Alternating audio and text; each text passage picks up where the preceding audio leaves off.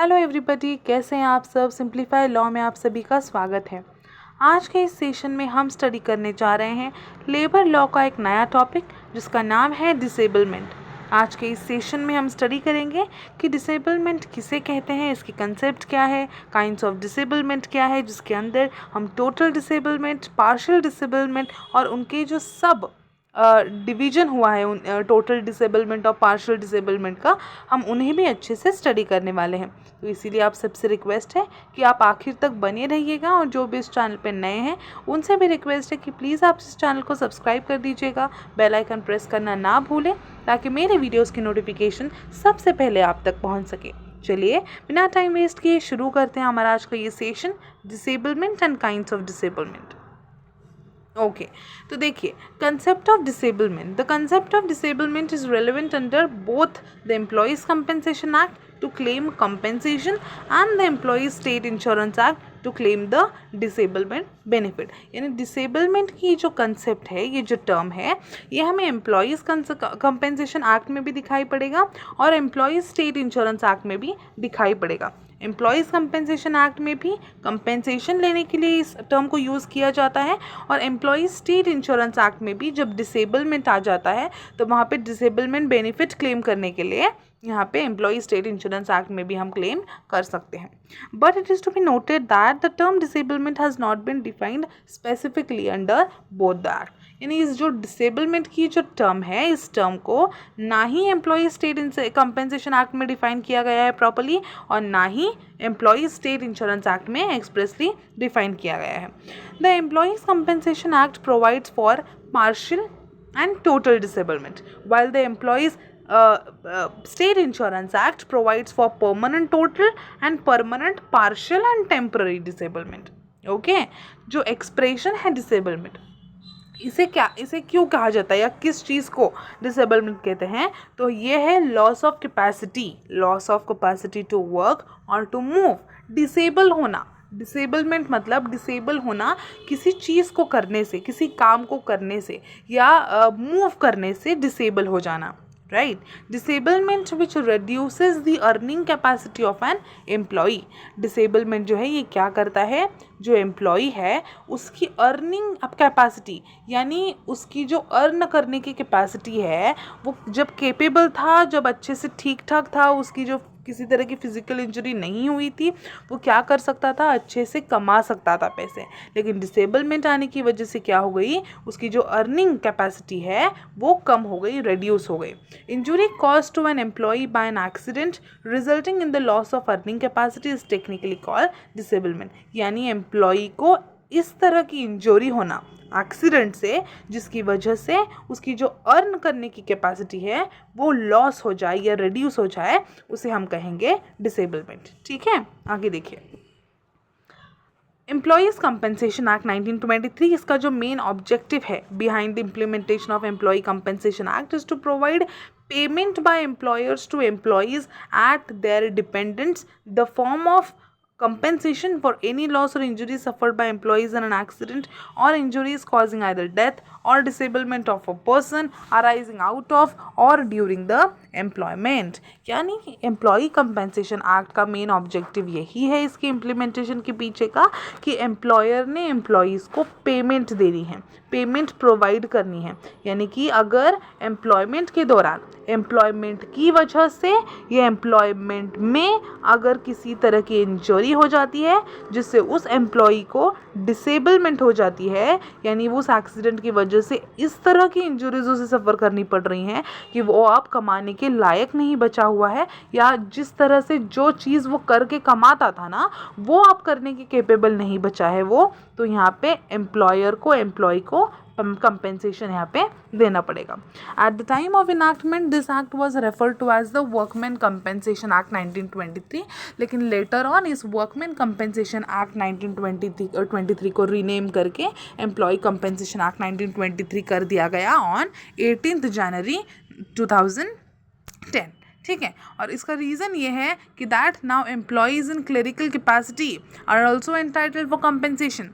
यानी कि जो सिर्फ फिज़िकली जो काम करते हैं, मेहनत का काम करते हैं, सिर्फ उन्हीं को नहीं बल्कि जो क्लरिकल कैपेसिटी में है, जो क्लरिकल रिलेटेड काम करते हैं ना, तो यहाँ पे उन्हें भी एम्प्लॉय माना जाएगा और उन्हें भी कंपेंसेशन की यहाँ पे प्रोविज़न दे दी गई है।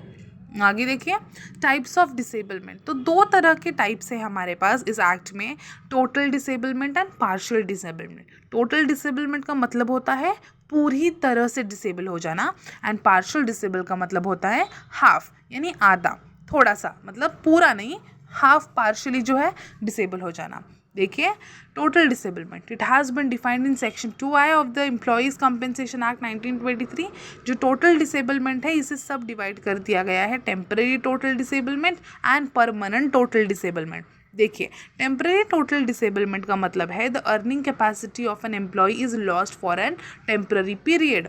जो अर्निंग कैपेसिटी है वो एम्प्लॉय की, वो बस टेम्पररी पीरियड के लिए जो है लॉस्ट हो चुकी है, राइट। जबकि अगर परमानेंट टोटल डिसेबलमेंट की बात करें तो परमानेंट टोटल डिसेबलमेंट जो अर्निंग कैपेसिटी है वर्कमैन की, ये हमेशा के लिए या फॉरएवर जो है लॉस हो चुकी है, राइट। अब जो परमानेंट टोटल डिसेबलमेंट जो है shall be deemed to result from every injury specified in part 1 of schedule. देखिए एक्ट के अंदर ना शेड्यूल दिए गए हैं, शेड्यूल के अंदर पार्ट्स दिए गए हैं, पार्ट 1 एंड पार्ट 2, उसमें कुछ इंजरीज मेंशन कर दी गई हैं।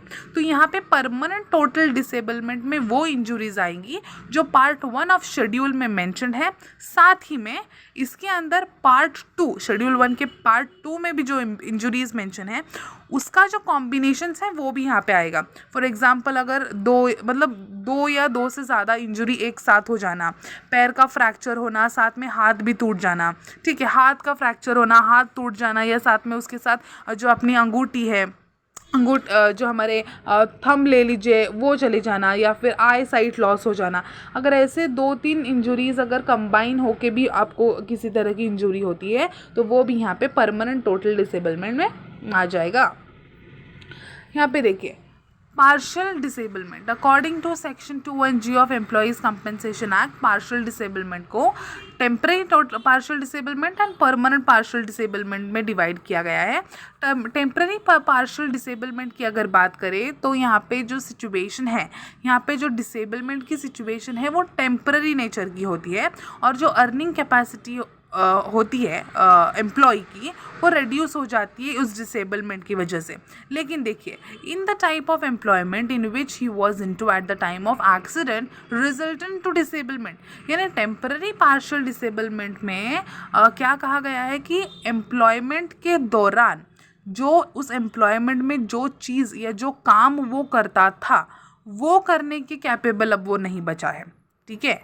एम्प्लॉयमेंट में जो काम करने के लिए उसे रखा गया था वो काम करने के लिए वो अभी कैपेबल नहीं है, और उस काम करने की कैपेसिटी उसकी पूरी तरह से लॉस्ट हो चुकी है, ठीक है। तो यहाँ पे वो डिसेबलमेंट जो आएगा वो आएगा टेम्पररी पार्शियल डिसेबलमेंट, यानी सिर्फ वो काम जिस काम के लिए उसे रखा गया था वो काम करने के अब कैपेबल वो नहीं रहा है, और साथ ही में टेम्पररी नेचर का है, राइट।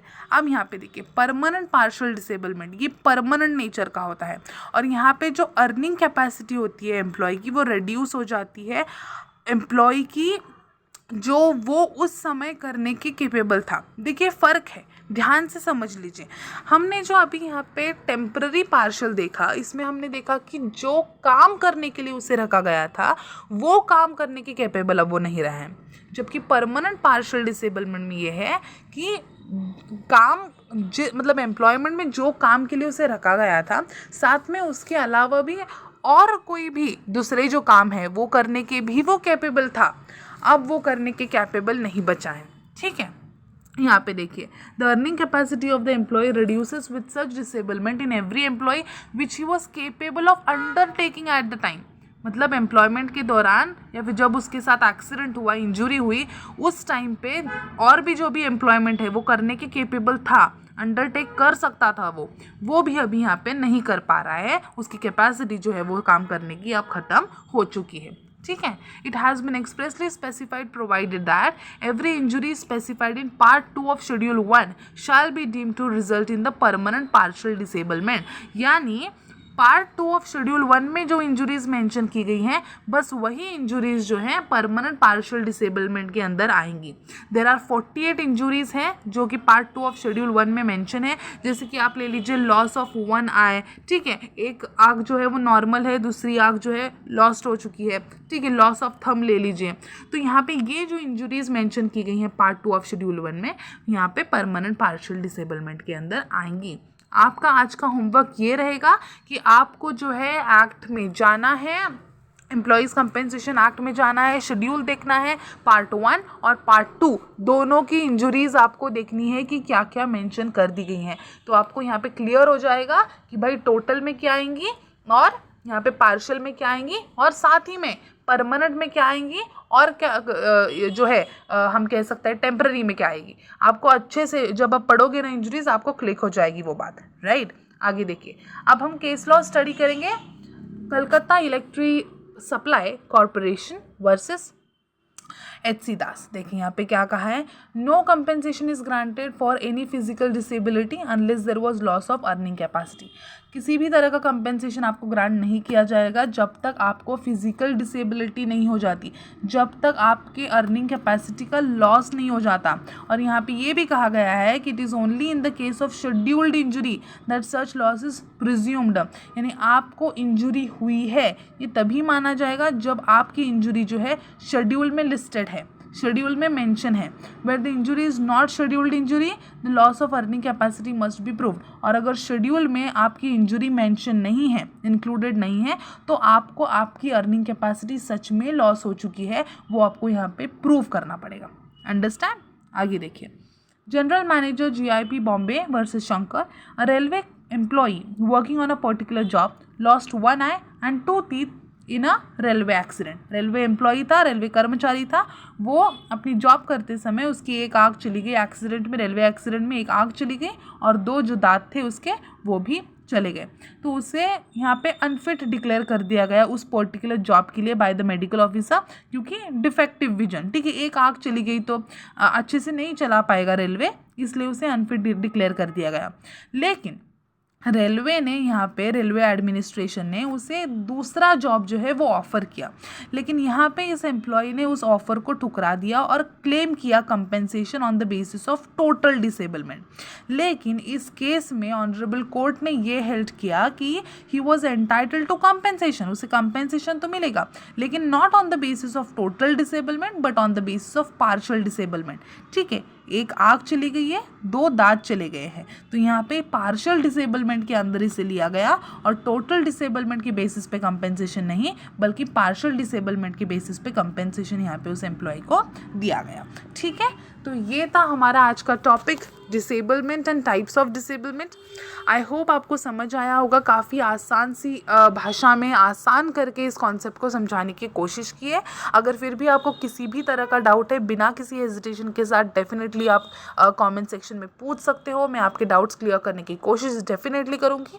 और साथ में अगर आपको ये वीडियो अच्छा लगा है तो प्लीज़ लाइक कीजिए, अपने फ्रेंड्स के साथ शेयर कीजिए और जुड़े रहिए सिंप्लीफाई लॉ के साथ। बताइए और कौन से टॉपिक्स पे आपको वीडियो चाहिए। Thank you so much.